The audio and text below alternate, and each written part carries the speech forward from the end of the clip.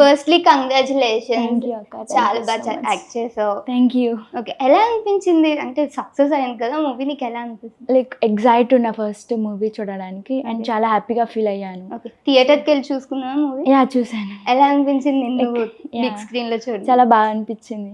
Okay, so అసలు ఎలా వచ్చు అంటే ఎందుకు రావాలనిపించింది నీకు యాక్టింగ్ వైపు? లైక్ ఇంట్రెస్ట్ ఉంది. సో అంటే ఎవరిని చూసి ఇన్స్పైర్ అయ్యావా?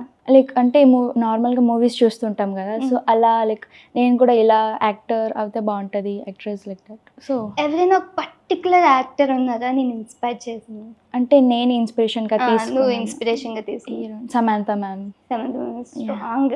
Yes like that. మ్యామ్ తో యాక్ట్ చేయడానికి రెడీగా ఉన్నావా?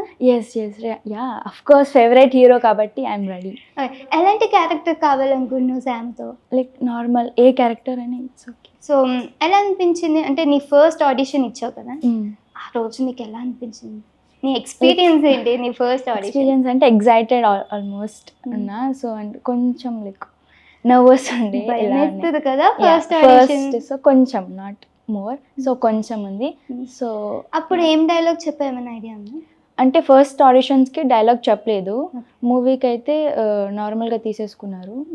ఏ మూవీలో చేసావు?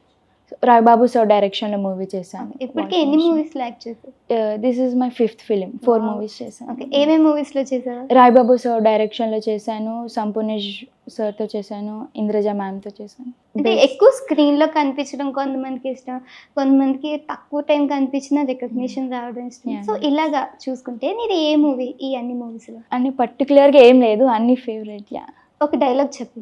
అందరిలో నాన్న భుజాల మీద ఎక్కి ప్రపంచాన్ని చూడాల్సిన నేను, మందులకిచ్చే పెన్షన్ కోసం కళ్ళలేని మా నాన్న చేయి పట్టుకొని మా నాన్నకి కళ్ళు లేవు అని నిరూపించడానికి మీ కాళ్ళ చుట్టూ 6 నెలలుగా తిరుగుతూ కళ్ళు మూసుకుపోయిన జీవితాన్ని చూస్తున్నాను.